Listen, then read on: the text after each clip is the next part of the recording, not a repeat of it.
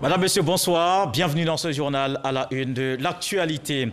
Alassane Ouattara, président élu, va prêter serment sur la Constitution. La cérémonie prévue ce lundi, c'est une audience publique devant les juges. La modalité de prestation introduite dans la Constitution de 2016. Pour l'occasion, la loi fondamentale a de nouveaux habits. On les voit dans quelques instants. Ils ont appelé les Ivoiriens à accompagner les initiatives du gouvernement. 13 ministres et secrétaires d'État étaient face au sénateur Yamoussoukro. Ils ont présenté leur dotation budgétaire pour l'année 2021. Les membres de la Commission des affaires économiques et financières du Sénat ont voté pour. C'est un projet qui avance. Le prolongement de l'autoroute du Nord de Yamoussoukro à Thiébissou, réalisé à 70% avec les premières couches de bitume. Taux de réalisation des travaux constatés par l'Agiroute hier. L'agence de gestion des routes a effectué une visite de chantier pour apprécier l'état d'avancement. Et puis l'accord de Paris sur le climat fête ses 5 ans. Un sommet virtuel organisé destiné à relancer les efforts en matière de climat. Le secrétaire général de l'ONU a appelé le monde à déclarer l'état d'urgence climatique. Nous ne sommes toujours pas sur la bonne voie, a déclaré Antonio Guterres. Écrivaine, poète, chorégraphe et peintre, c'est une artiste pluridisciplinaire, figure importante du renouveau de l'esthétique du théâtre rituel. Elle créa le Kiyimbok pour la renaissance des arts africains, pour la naissance d'une culture panafricaine contemporaine, 5 décennies soldées par une belle notoriété internationale. Je vous parle de Eddie N'Diok Liking, Were Liking, l'éternelle reine. 50 ans de peinture et de poésie, une longévité exceptionnelle dans une pratique de l'art au pluriel, retracée dans un recueil de son début de carrière aux séries d'œuvres particulières en passant par ces thèmes récurrents qui traversent le temps. Were Liking, bonsoir. Bonsoir.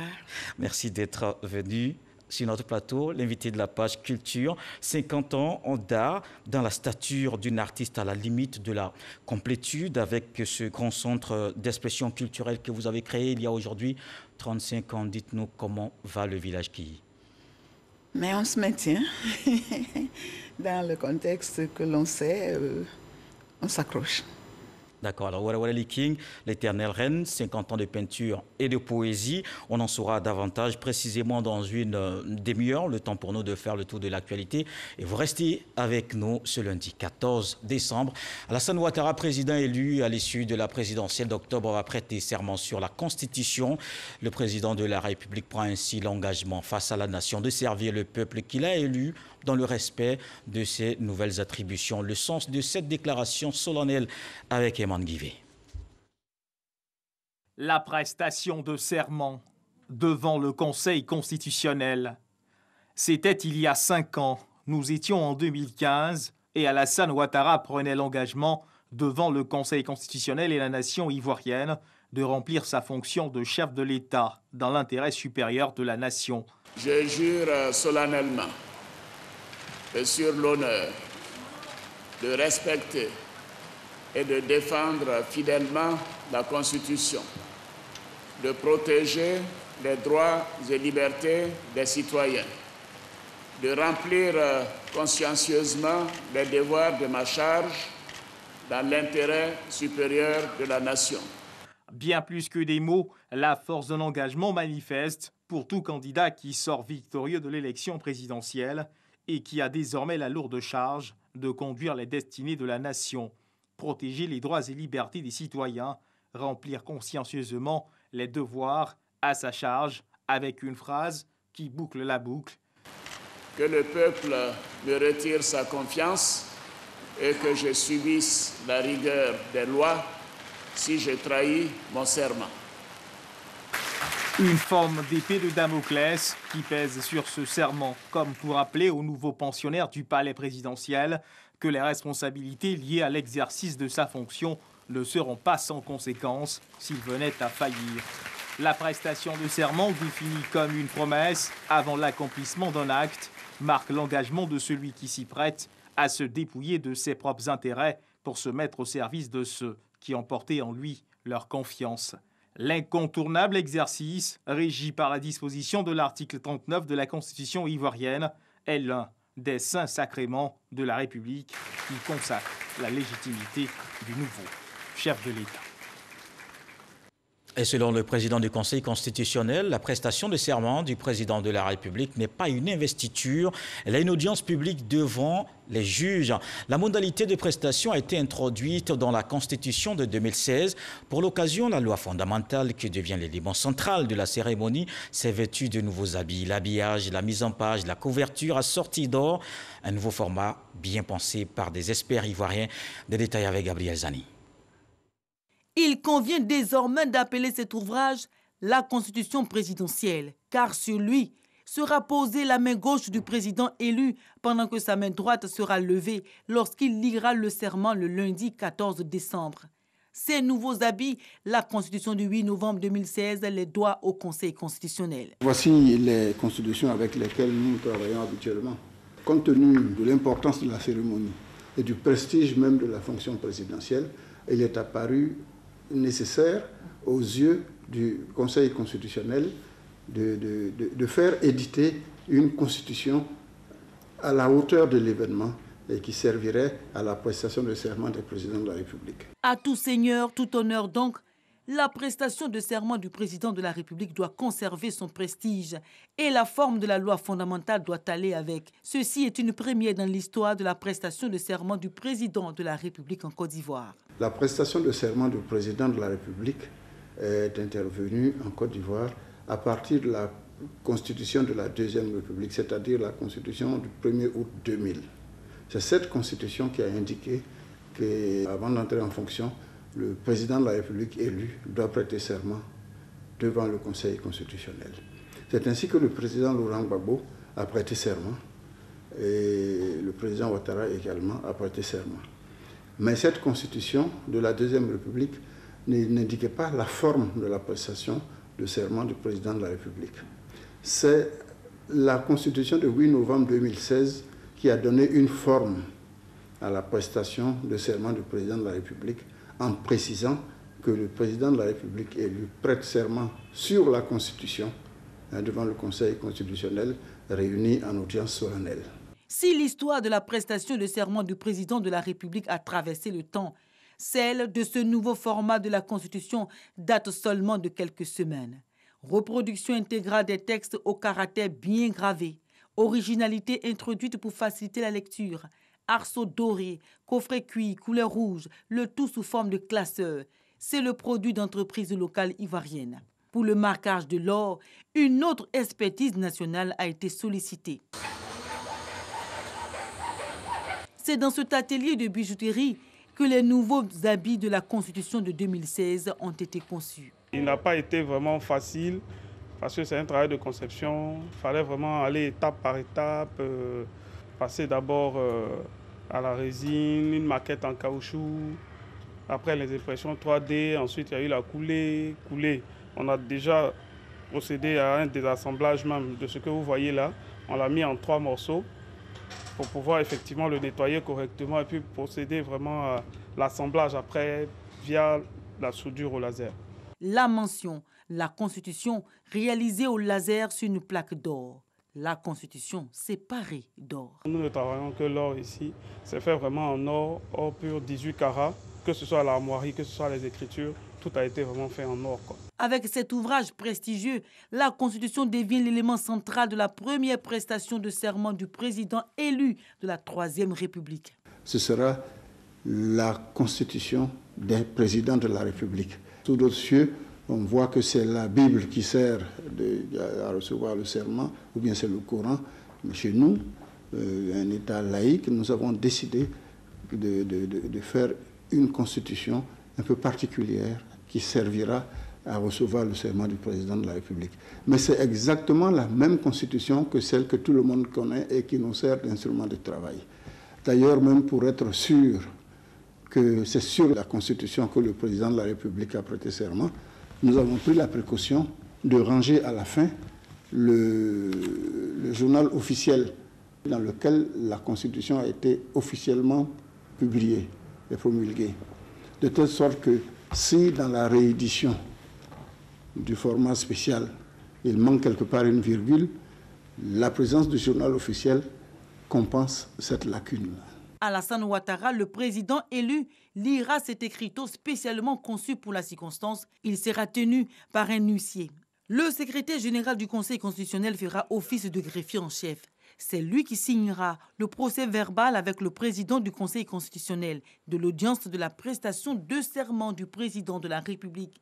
Il aura la charge de ranger la Constitution désormais présidentielle qui sortira chaque 5 ans pour recevoir le serment d'un nouveau président de la République. La Constitution pour la prestation de serment du président de la République n'est pas la seule à se revêtir de vêtements distingués. Cet autre format de la Constitution aussi a reçu des habits un peu moins somptueux. Ce format est réservé à tous ceux qui prêtent serment sur la Constitution, mais qui ne sont pas présidents de la République. Je vous emmène à Yamoussoukro, séance de travail au Sénat sur le budget 2021 en commission des affaires économiques et financières. Les sénateurs ont reçu au total 13 membres du gouvernement qui ont présenté leur dotation budgétaire, ce que ces parlementaires ont adopté à l'unanimité. Le point avec Kader Sogodougou. Pour cette troisième journée consacrée à l'examen du budget 2021, le balai ministériel continue au Sénat. La commission des affaires économiques et financières est à la manœuvre. Le ministère de l'Environnement et du Développement durable, 20 milliards 168 millions de francs CFA. Les eaux et forêts, 36 milliards. Le ministère de l'Assainissement et de la Salubrité, 157 milliards 781 millions. Pour 2021, les défis sont connus. Les Ivoiriens sont invités donc pour l'année 2021 à accompagner les efforts du gouvernement et à s'engager pour un pays propre à travers nos initiatives communautaires, à travers le changement de comportement pour inverser la tendance. Beaucoup a déjà été réalisé à cette date, beaucoup reste à faire et 2021 sera donc le point de départ pour renforcer et améliorer ce qui aura déjà été réalisé. Le ministère du Tourisme et des Loisirs, 11 milliards 254 millions. Le ministère des Sports, 111 milliards 862 millions. Le ministère de la Culture et de la Francophonie, 14 milliards 814 millions. Le ministère de la Promotion de la Jeunesse et de l'Emploi des Jeunes, 12 milliards 36 millions. Le ministère de la Communication et des Médias, 32 milliards 786 millions. Le secrétariat d'État chargé du service civique, 2 milliards 580 millions. Le ministère de l'Équipement et de l'Entretien routier, 595 milliards 247 millions. De belles routes en perspective. Sur ces 595 milliards, il y a la moitié qui vient du budget de l'État et la moitié qui vient des bailleurs de fonds. Donc je voudrais profiter de votre micro pour dire merci à l'ensemble des bailleurs de fonds qui accompagnent donc le gouvernement dans la mise en œuvre de son programme d'entretien routier et de construction de routes neuves. L'adoption de notre budget qui nous permettra à son application de pouvoir compléter ou adresser tous les challenges qui concernent le secteur de la communication et des médias. Et aujourd'hui, vous le constatez, c'est un secteur qui est très dynamique, que ce soit sous l'angle de l'audiovisuel avec la floraison des différentes chaînes de la TNT qui permettent l'expression démocratique libre, désormais dans des tonalités tout à fait différentes. Le ministère de la Construction, du Logement et de l'Urbanisme, 43 milliards 815 millions. Le secrétariat d'État chargé du logement social, 21 milliards 800 millions. Et enfin, le ministère du Pétrole, de l'Énergie et des Énergies renouvelables, 268 milliards 748 millions. Sur la période 2019-2020, ce sont déjà, à fin octobre 2020, 416 000 familles qui ont bénéficié du PEPT.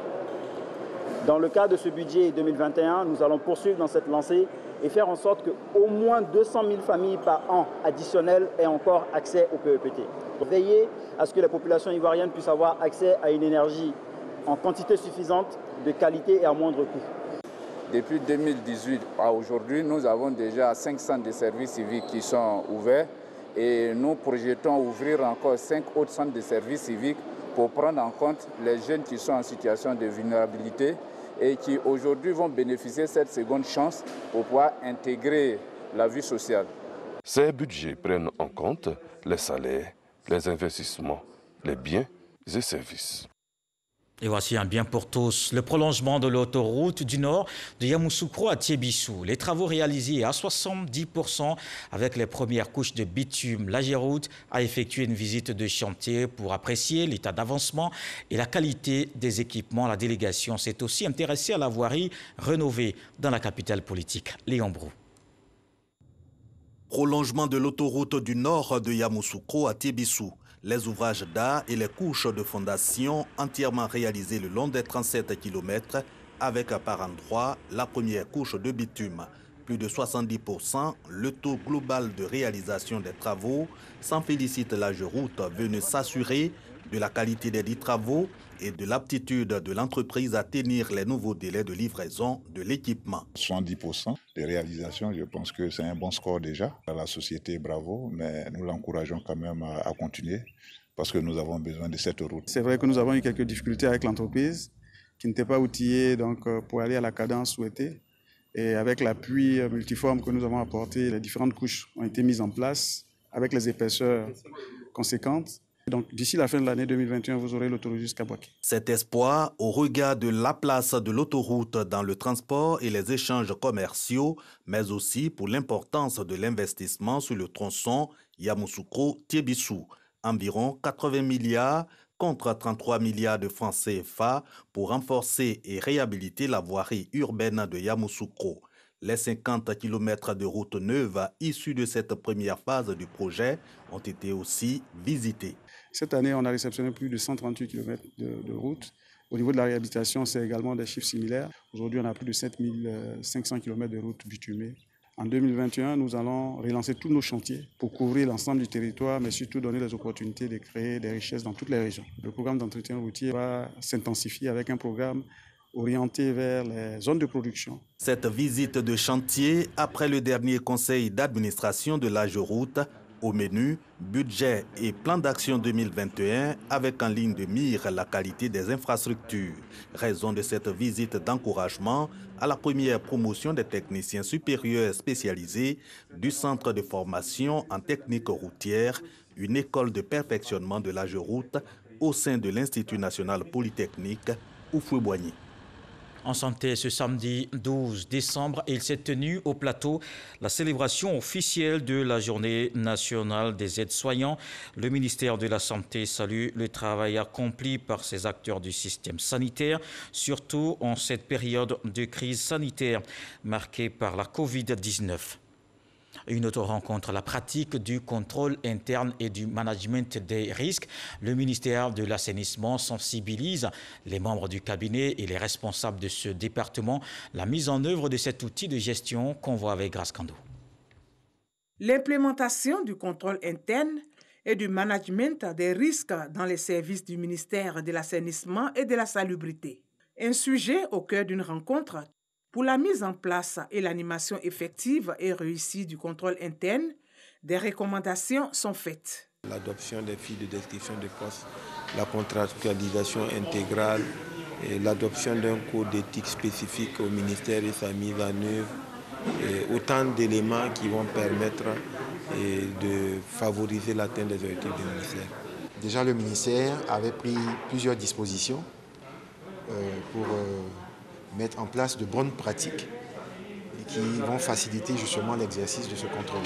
Nous savons que nous sommes en environnement fonction publique et que ce n'est pas toujours facile, mais maintenant le moment est de pouvoir s'engager ensemble à parfaire nos réactions, nos habitudes, nos pratiques et pouvoir rentrer de plein pied dans la modernité. L'initiative fait suite aux réformes engagées par l'État depuis 2014 dans le cadre du schéma directeur des finances publiques qui se décline en 7 axes, dont l'audit et le contrôle interne. Le contrôle interne dans l'administration publique présente 4 enjeux prioritaires que sont renforcer les dispositifs de contrôle interne et responsabiliser les gestionnaires, assurer la régularité, l'économie, l'efficacité et l'efficience des opérations des services publics, garantir la production et la publication d'une information publique de qualité à toutes les parties prenantes et enfin professionnaliser, normaliser et harmoniser les pratiques de contrôle et d'audit internes et externes. L'inspection générale d'État a été instruite d'entreprendre la formation de tous les corps de contrôle dans l'administration publique. Une vingtaine de sociétés coopératives au cabinet de la secrétaire d'État chargée de l'autonomisation des femmes. Les représentantes de ces organisations ont témoigné à Miss Belmondo l'impact de la politique gouvernementale sur l'épanouissement des membres de leurs différentes structures. Les appuis du gouvernement ont entre autres permis aux femmes du secteur du vivrier de mettre sur le marché des produits transformés et innovants. Bientôt la maison de la femme dans chaque région. C'est un reportage de Walter Amadou Ouattara. Ces représentantes de sociétés coopératives échangent dans une ambiance bon enfant avec la secrétaire d'État chargée de l'autonomisation des femmes. Elles sont venues de différentes régions du pays afin de faire un point de leur activité. Pour ces femmes, grâce aux appuis du gouvernement, les avancées sont notables, même si des défis restent encore à relever. L'État, à travers le secrétariat d'État, nous a permis d'avoir le fonds Covid-19. C'est pour ça que nous sommes venus dire merci. Ce n'est pas une affaire de politique. On parle de notre travail. Il faut que les femmes soient accompagnées pour la mécanisation parce qu'elles sont fatiguées dans les champs, toujours en train de manier les dabas et les machettes. Il faut qu'en 2021, l'État pense à nous aider avec des machines performantes. Pour vendre dans ce phase, il y a beaucoup de normes. Il faut que l'État nous accompagne à analyser nos produits. C'est cher. Il faut que nos produits soient certifiés. Même si l'État peut faire chaque année au moins 2 produits certifiés, ça va nous aider. Agréablement touchée par la transformation de certains produits agricoles, la secrétaire d'État chargée de l'autonomisation des femmes annonce la construction progressive des maisons de la femme dans chaque région de la Côte d'Ivoire. La pâte d'arachide qu'elle transforme très bien. Vous avez l'huile de palme, vous avez l'huile de piment. Donc les femmes ivoiriennes ont un génie en elles. Et tout ce que nous faisons, c'est de mettre au grand jour ces génies-là. Nous l'avons dit que si nous avons pu faire tout ce que nous avons fait, c'est grâce au président de la République. Et pour nous, il serait vain d'amener nos femmes à être autonomes, tout en sachant qu'elles ne savent ni lire ni écrire. Il faut amener la femme ivoirienne à apprendre à lire et écrire, amener la femme ivoirienne à comprendre la petite comptabilité. Donc la maison de la femme a en son sein une garderie qui permettra au moment de laisser les enfants en fin de vaquer aux occupations. Ensuite, pour les zones où le taux de violence basé sur les gens est élevé, nous aurons un espace où la femme battue pourrait se réfugier. Miss Belmondo exhorte également les coopératives de femmes à s'unir au sein d'une plateforme afin d'être plus fortes et efficaces. La rencontre a été marquée par une présentation des spécialités de chaque coopérative et une remise de présents. Dans l'actualité politique ce soir, Divo, l'association des cadres du Centre pour le développement, échange avec les populations baoulées vivant dans la zone forestière. Ils ont évoqué le maintien de la paix et la dynamique de développement amorcée par la Côte d'Ivoire. Amédée Kouakou a sollicité le soutien des populations en faveur du RHDP. Bama Traoré. Depuis près de 3 ans, l'association des cadres du Centre pour le développement, ACCD, parcourt villages et hameaux baoulés en zone forestière pour porter le message de paix et de stabilité. Un travail qui semble avoir porté ses fruits, selon le constat fait par l'ACCD. La communauté baoulée vivant en zone forestière a fait preuve de civisme lors de l'élection présidentielle du 31 octobre dernier. Dans la région de Deré-Dibizo, tout est bien passé. Il n'y a pas eu de blocus, rien. Tout le monde est allé au vote. Massivement, les parents baoulés sont sortis. Nous sommes pour la paix. Nous voulons avancer dans la paix, nous voulons perpétuer dans la paix. La manifestation tenue ce samedi dans la cour de la mairie de Divo en présence de plusieurs chefs coutumiers était donc un moment de reconnaissance. Reconnaissance de l'ACCD envers la communauté baoulée de la zone forestière pour avoir su préserver la paix et la cohésion sociale. Le ministre Amédée Kofi Kouakou et les membres de l'ACCD appellent à maintenir une telle dynamique dans la perspective des élections législatives à venir. Ce sont les représentants, la chefferie, les femmes, les jeunes de ces régions-là qui sont rassemblés ici pour dire félicitations au président de la République, pour dire merci au président de la République pour la grande confiance qu'il fait au peuple baoulé, pour dire aussi félicitations et remerciements au président de la République pour avoir su sauver la paix dans cette période critique de l'évolution de la Côte d'Ivoire. Nous nous sommes battus. Le président Alassane Ouattara est aujourd'hui président de la République. Mais le combat n'est pas terminé. Le président ne peut exercer sa fonction que lorsqu'il a des députés. Nous devons, dans l'ensemble de nos régions, donner le pouvoir au président Alassane Ouattara en lui donnant le maximum de députés. Je peux compter sur vous. C'est ça le sens de notre rassemblement. Plus de 5000 personnes ont pris part à cette rencontre. Elles sont venues des 10 régions de la zone forestière que sont le Gor, le Lodjibois, la Nawa, le Haut-Sassandra, le Boclé, San Pedro, les Grands Ponts, le Cavali, le Guemont et le Tompi. Dans ce tour de l'actualité, on s'arrête à Touba. Le coordonnateur RHDP de la région du Bafing a rencontré les militants de cette localité. Le ministre Moussa Sanogo leur exprime la gratitude du parti après la victoire à la présidentielle. Il a parcouru les départements de Ouaninu, Touba et Koro. On en parle avec notre correspondante Eve Boué.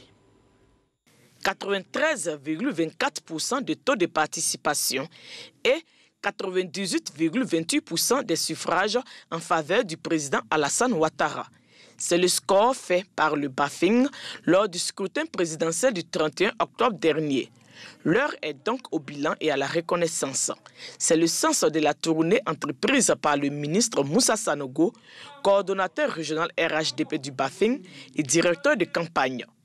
En compagnie de cadres et élus de la région, il a sillonné les 3 chefs-lieux du département, à savoir Ouaninu, Touba et Koro. C'est d'abord une grande satisfaction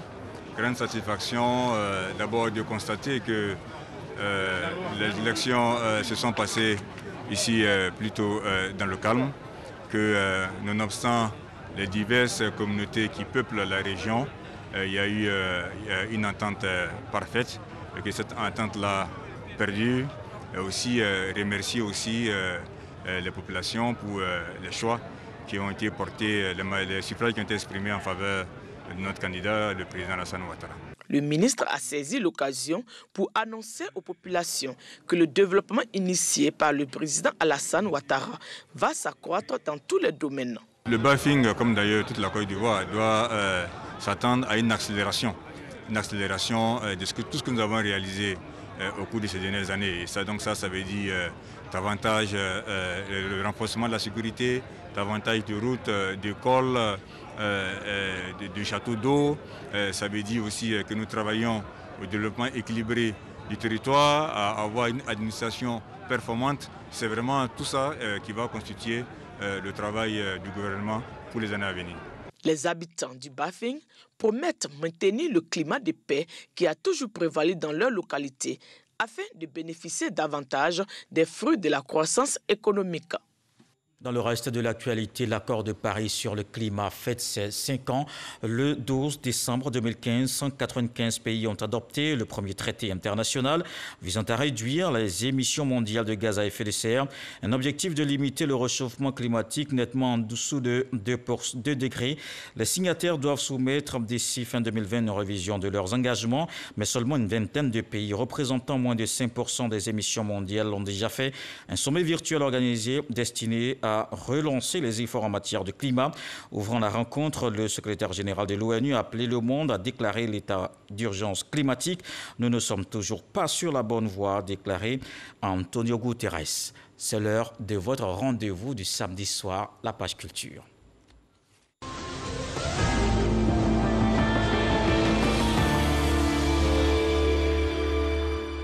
On commence par ce rythme urbain, le festival hip-hop Enjaillement tenu au Palais de la Culture. 8 candidats étaient en lice. TH, le Baobab, vainqueur de cette 8e édition. Issa Tionayo.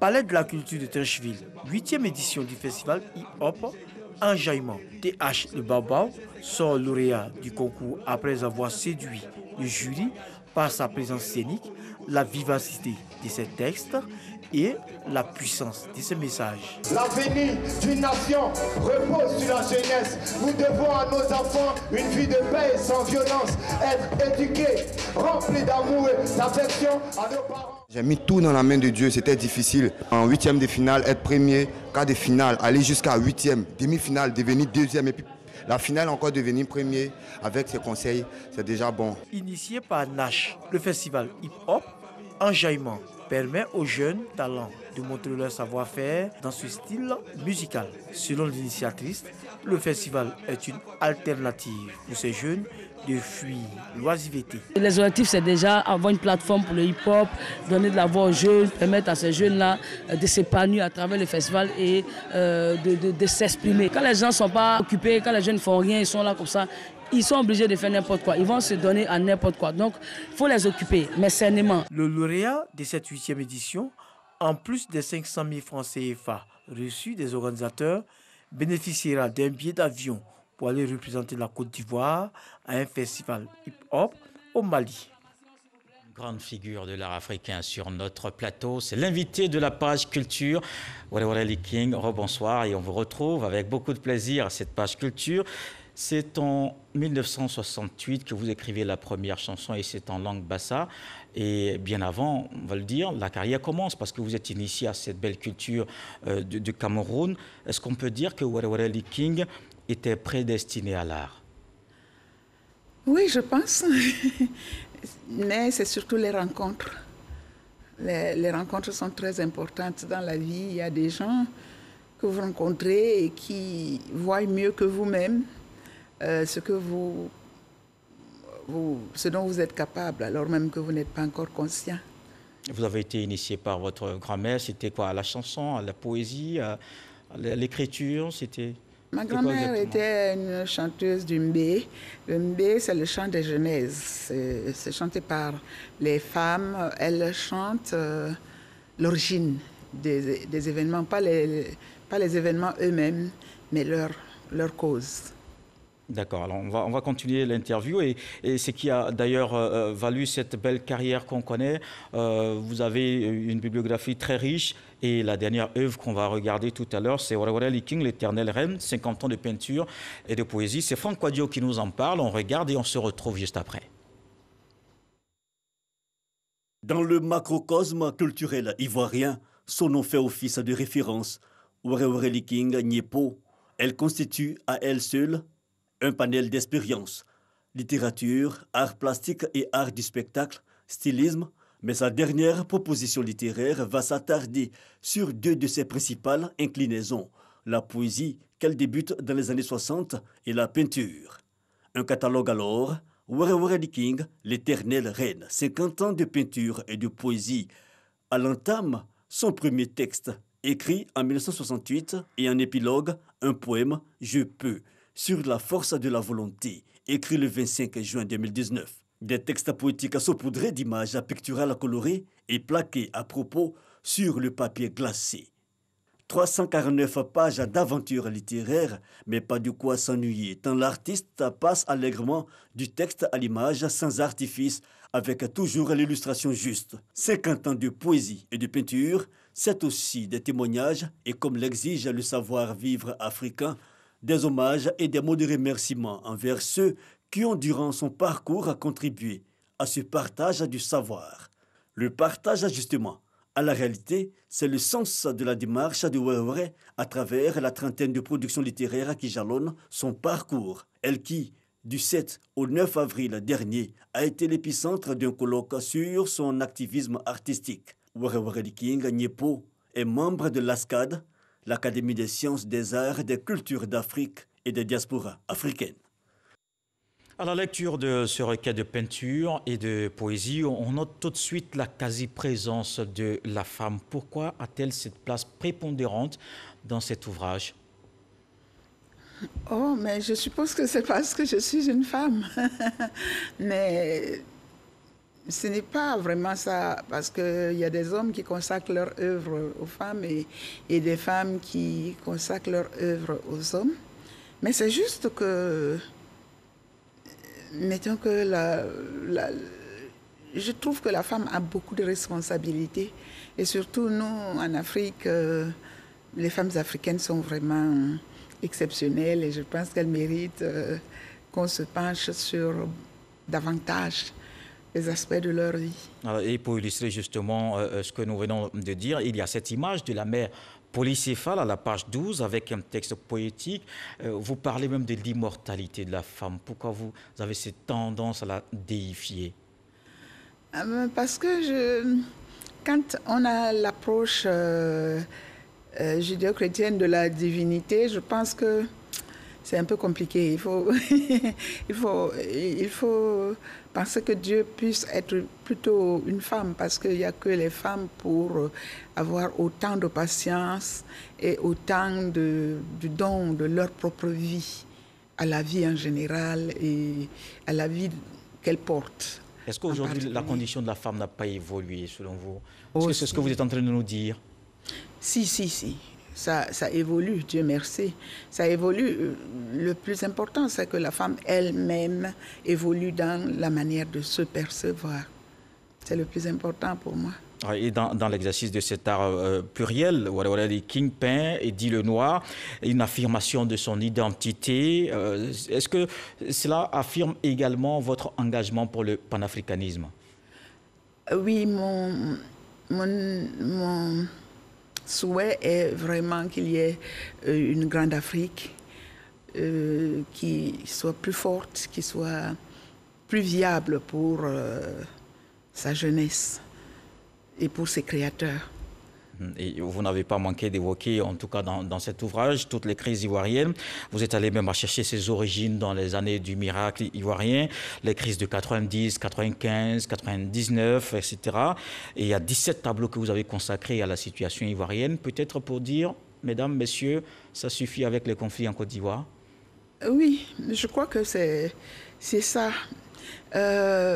J'ai dit que la crise ivoirienne date du moment où on a parlé de miracle ivoirien, là où ce n'était pas un miracle, c'était une conception, c'était une vision d'un homme qui a su rassembler, amener l'union, la discipline et le travail qui font partie de notre devise. Et je pense que quand on applique ces trois choses, il n'y a pas de miracle, c'est le résultat escompté, le résultat logique. Mais quand on a pensé que c'était un miracle, vous savez, le miracle, ça ne dépend pas toujours de nous. Et quand vous n'êtes pas responsable de vos échecs comme de vos succès, eh bien le miracle il disparaît aussi comme il est venu et après on se retrouve avec des non-valeurs. Et aujourd'hui, vous avez des solutions que vous proposez, surtout dans cet ouvrage? C'est trop de prétention. Non, j'ai un regard alternatif. J'essaye de regarder les choses sous divers angles et que ce ne soit pas seulement monolithique, la vision du monde. Je pense que nos cultures sont suffisamment riches et permettent de pouvoir regarder les choses sous divers angles. Et si on applique nos propres règles, si on respecte nos propres totems, je pense qu'on devrait pouvoir s'en sortir. Et quand on s'en sort, on a la cité fantastique que vous avez évoquée dans votre ouvrage, surtout pour que les enfants grandissent dans de meilleures conditions. Mais vous avez surtout mis l'accent sur toute cette bibliographie qui est très, très riche. Ces pièces de théâtre, ces livres, ces essais, ces peintures. Comment on fait pour jouer à succès autant de cordes à son arc? Et c'est ma vocation de formatrice. C'est parce que j'ai consacré vraiment ma vie à la formation de la jeunesse. Et donc, mon système de formation veut d'abord regarder chaque individu selon son potentiel, selon ses prédispositions et selon ses engagements, selon ses passions. Donc, à partir de ce moment, il faut être capable d'accompagner ces personnes dans leur propre accomplissement.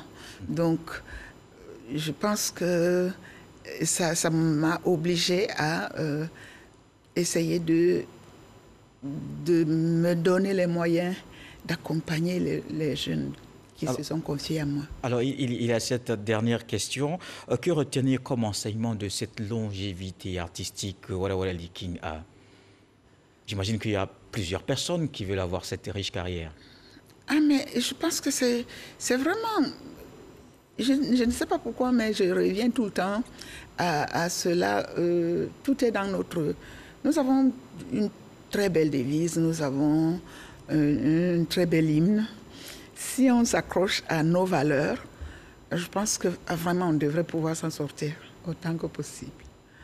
Merci Wale King, l'invité de la page culture, auteur du recueil L'éternelle reine, 50 ans de peinture et de poésie, mais ça d'être passé sur notre page culture aujourd'hui à cette édition de 20h. C'est moi qui vous remercie. Et c'est une œuvre publiée aux éditions Tabala dans une quête poétique sur la femme, la paix, le développement que l'auteur exprime à travers ses tableaux et écrits un demi-siècle durant, 349 pages, pour que les mots et les images se rencontrent et chantent en chœur la dimension plurielle, l'intarissable Wale King.